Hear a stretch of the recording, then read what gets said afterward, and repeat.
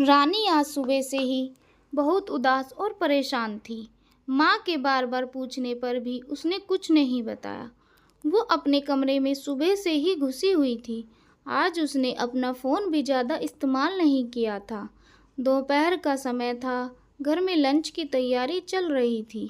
रानी की माँ खाना टेबल पर लगा ही रही थी कि उसके घर की डोरबेल बजती है। प्रेम, जरा देखना कौन है दरवाजे पर।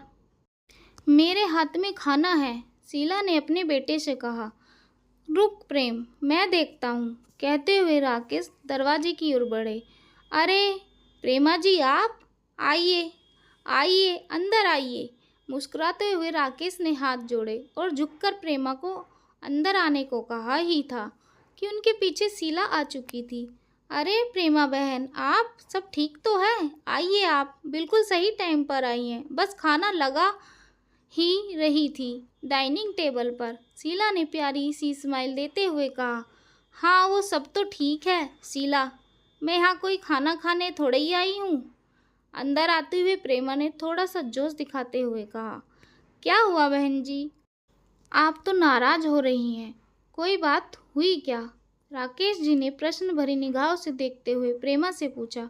प्रेमा ने उनके प्रश्नों का उत्तर न देते हुए कहा। रानी कहाँ है? जी वो अपने कमरे में है, अभी बुला देती हूँ। पर रानी ने कुछ किया है क्या? शीला ने फिर से वही प्रश्न किया। रानी का जिक्र चल ही रहा था कि वो भी अपने कमरे से निकल बाहर डाइनिंग हॉल में आ जाती है। नमस्ते आंटी जी। रानी ने अपने सर पर चुन्नी रखते हुए प्रेमा को विश किया। नमस्ते तो ठीक है रानी, पर यह बताओ तुम कल से सूरज से बात क्यों नहीं कर रही हो और अपना फ़ोन क्यों बंद करके बैठी हो? प्रेमा ने कड़क तेवर में कहा। अब घर के सारे सदस्य सहित प्रेमा भी रानी को ही देख रहे थे। देखो सूरज बहुत ही इमोशनल और हटीले स्वभाव का लड़का है। अगर तुम दोनों के बीच कुछ हुआ है तो तुम अपनी ओर से सॉरी बोल के रफा दफा कर दो। मैंने तुम दोनों की सगाई के बाद शादी में 4 हफ्तों का टाइम इसलिए रखा है ताकि तुम दोनों आपस में बातें कर सको, एक दूसरे को जान सको, इसलिए नहीं कि रोज रोज मुंह फुला के गुस्सा करके बैठ जाओ। रानी क्या हुआ?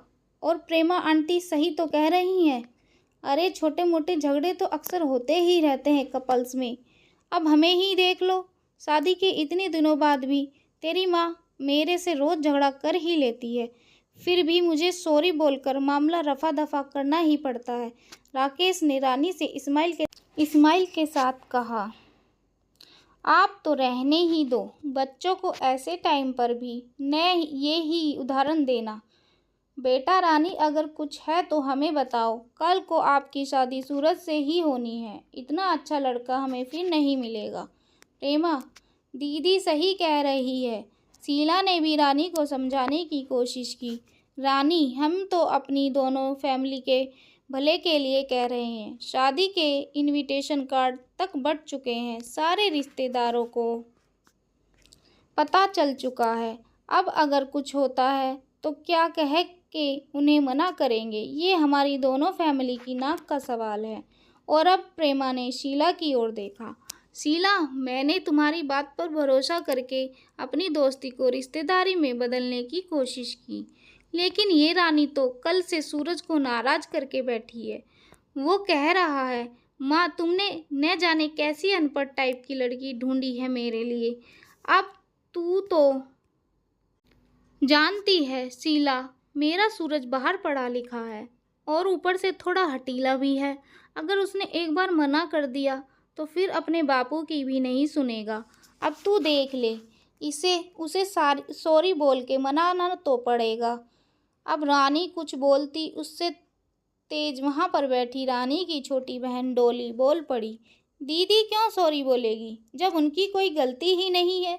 सॉरी तो आपको और आपके बेटे सूरज को बोलना चाहिए। डोली की बात सुन के सब के सब हक्के बक्के और हैरान होने लगे। क्यों डोली, ये क्या कह रही है तू? हाँ माँ, मैं सही कह रही हूँ। कल रात को सूरज जी वीडियो कॉल पर दीदी को सारे कपड़े उतारने और न्यूड फोटोज़ देने की डिमांड कर रहे थे और जब दीदी ने ये सब करने से मना कर दिया तो अनपढ़ गंवार का ठप्पा लगा के मुंह फुला लिया। यही पढ़ाई की है क्या उन्होंने?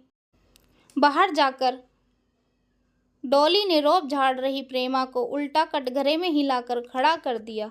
नहीं नहीं, ऐसा नहीं है, तुम शायद गलत समझ रही हो। वो क्या है कि सूरज जरा मॉडर्न टाइप का लड़का है तो बोल दिया होगा, इसमें कौन सी बड़ी बात है। और वैसे भी आजकल तो ये सब नॉर्मल हो गया है। सोशल मीडिया के ज़माने में प्रेमा ने झूठ मूठ की सफाई देकर अपने बच्चे को बचाने की कोशिश की। अभी तक शांत रानी माँ के गले लग गई थी। आप सही कह रही थी प्रेमा जी कि ये हमारे दोनों परिवार के लिए इज्जत और नाक का सवाल है।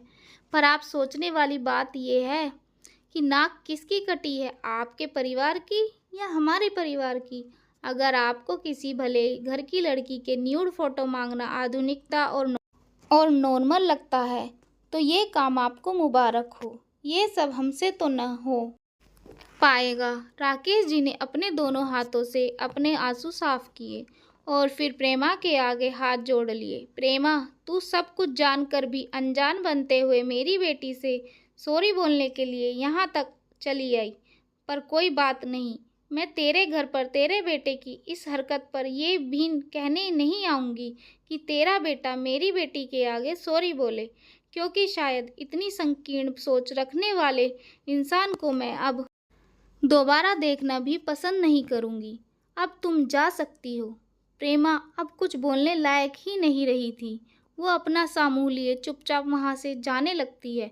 राकेश और शीला अपनी बेटी को अब गर्व से सीने से लगाते हुए कहते हैं, ऐसा पढ़ा लिखा होने से अनपढ़ गंवार होना ही लाख गुना अच्छा है। तो दोस्तों, क्या राकेश और शीला ने अपनी बेटी के लिए सही फैसला लिया? प्लीज़ कमेंट बॉक्स में लिखकर ज़रूर बताना। और ऐसी ही कहानी सुनने के लिए अगर आप इस चैनल पर नए हो तो चैनल को सब्सक्राइब कर लेना। धन्यवाद।